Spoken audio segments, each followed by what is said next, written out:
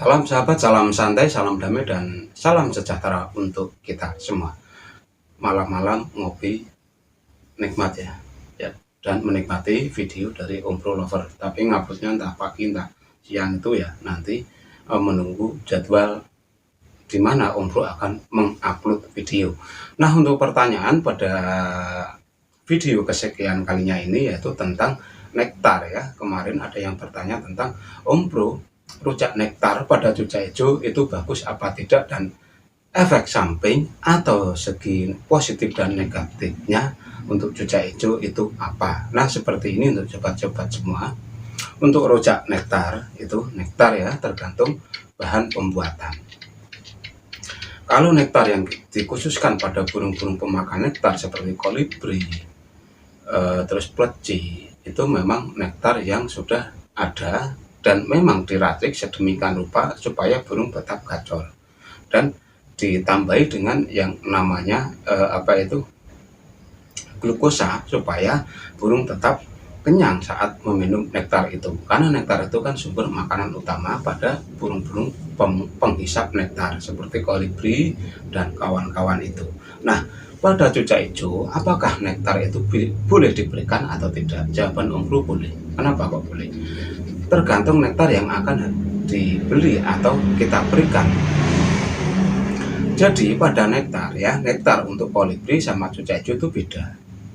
Meskipun ada kandungan glukosa di situ, tetapi untuk segi pembuatan itu beda.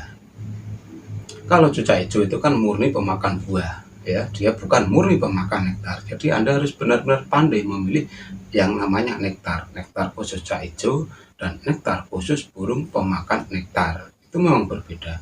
Kalau Anda memberikan burung cuca hijau Anda dengan nektar khusus cuca hijau, mungkin hasilnya akan sempurna ya, tidak ada efek sampingnya, karena memang itu nektar yang dikhususkan pada pemberian cuca hijau. Tetapi di situ ya, dan di lain tempat Anda harus benar-benar memberi nektar.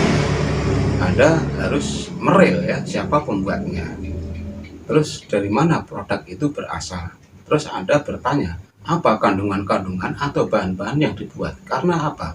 Dengan kita seleksi memilih produk ya, memilih produk itu akan mengamankan cuca hijau kita dari yang namanya keracunan, terus terkena efek negatif dan yang lainnya. Karena sesuatu yang diberikan secara terus-menerus itu hasilnya juga kurang bagus apabila tidak mengikuti anjuran pakai yang ada pada label nektar itu sendiri. Biasanya manusia itu kan sifatnya pelupa ya, seringnya menambah dan menambah. Misalkan nektar itu sebagai tambahan vitamin untuk lomba, diberikan dari H-1. Buat lomba kurang grem, berikutnya Anda tambahin lagi. Lama-lama kan dosisnya naik, dan situ akan menimbulkan efek yang kurang bagus pada cuca hijau. Jadi yang namanya vitamin itu tidak bisa spontan punya reaksi, dia membutuhkan waktu beberapa minggu sampai beberapa bulan itu akan benar-benar terasa reaksinya, tidak ada yang spontan ya. Vitamin yang seharga jutaan pun dia tidak spontan, tetap membutuhkan proses, entah itu 1 jam, 2 jam, 1 hari, dan yang lainnya. Tetap membutuhkan yang namanya proses di mana vitamin itu akan bekerja, dan di situ burung merasakan khasiat dari vitamin yang kita berikan gitu ya. Jadi pada nektar silakan diberikan. Om Pro jawab boleh, karena nektar itu istilahnya, nektar itu kan seperti kayak infus glukosa itu. Jadi saat kita bermain cuca hijau, apabila kita menggunakan nektar sebagai tambahan settingan itu boleh, karena nektar itu ya Om Pro ibaratkan seperti infus glukosa itu yang efeknya mengenyangkan. Tetapi apabila kita sering-sering memberikan nektar pada cuca hijau, nantinya daya makan buah dia akan melamban. Karena apa? Nektar itu sudah kenyang. Jadi misalkan sehari itu biasanya cuca hijau itu menghabiskan pisang 2 buah atau 3 buah atau 1 buah. Setelah kita kasih nektar, mungkin dia akan memakan separuhnya saja. Karena apa? Dia udah kenyang. Yang biasa kita kasih 10, tiba-tiba dia nggak mau 10, maunya 5. Karena apa? Dia sudah kenyang. karena kandungan dari nektar itu benar-benar sudah mewakili dari vitamin-vitamin atau protein yang kita berikan setiap hari seperti pisang, jangkrik, dan lain-lain. Untuk segi negatifnya apa? Segi negatifnya itu tidak ada. Aslinya tidak ada apabila kita teratur atau mengikuti anjuran pakai yang ada pada kemasan vitamin itu sendiri. Kalau kita over ya efeknya nantinya burung akan serat. Tidak ada efek yang serius, itu tidak ada. Maksudnya efek negatif yang serius tidak ada. Itu tidak ada.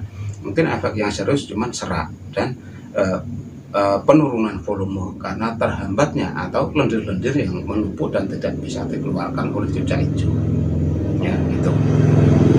Jadi untuk pemakan nektar ini pada cucak hijau silahkan dipakai, nggak apa-apa. Om Bro bilang tidak apa-apa ya, tetapi pesan dari Om Bro tetaplah ikuti anjuran pakai yang ada pada label kemasan.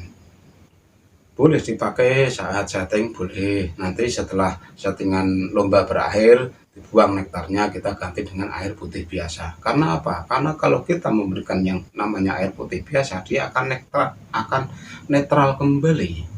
Artinya dia akan kembali nol. Emosinya yang tadi meluap, birahnya yang tadi stabil, dia akan turun. Karena apa? Pergantian dari nektar ke air putih itu akan menetralisir yang tadinya cucak hijau itu over emosi, over birahi, itu akan berakhir dan turun, dan untuk minggu berikutnya bisa kita kembali memberikan nektar itu. Kalau untuk harian sangat kurang bagus kalau untuk harian, tapi kalau untuk settingan silahkan dicoba, dan efeknya memang tidak ada yang serius, efek negatifnya tidak ada yang serius atau tidak ada yang perlu kita cemaskan, tidak ada ya. Mungkin kalau kita over pemberian, dampaknya cucak hijau itu akan mengalami yang namanya serak, terus volume menurun. Itu kalau kita sering-sering memberikan atau memberikan nektar itu dengan jangka panjang. Tapi tetap harus diperhatikan ya, saat Anda ingin memberikan nektar ya, pilih nektar yang khusus cucak hijau. Mungkin sudah ada yang menjual atau dan lainnya itu mungkin sudah ada, tapi silahkan pilih yang nektar khusus pada cucak hijau. Dan sekali lagi video tip ini sebagai penjembatan atau menjawab apa yang Anda tanyakan pada Om Bro, dan di video tip ini juga Om Bro menjawab sebatas apa yang Om Bro tahu ya, sebatas yang Om Bro tahu saja. Jadi Om Bro tidak mengutip dari sana sini, itu tidak, sebatas yang Om Bro tahu. Jadi apabila Anda yakin silakan dicoba, kalau tidak yakin ya abaikan saja gitu ya, karena yang namanya persepsi atau pendapat orang itu berbeda-beda ya, dari sumber A bilang begini, sumber B bilang begini, sumber C bilang segini, dan Anda pilih yang terbaik karena sumber-sumber itu semua baik ya, baik, dan untuk lebih baiknya Anda sendiri yang menentukan. Nah, hanya itu ya yang bisa Om Bro sampaikan pada video singkat ini. Semoga infonya bermanfaat. Salam.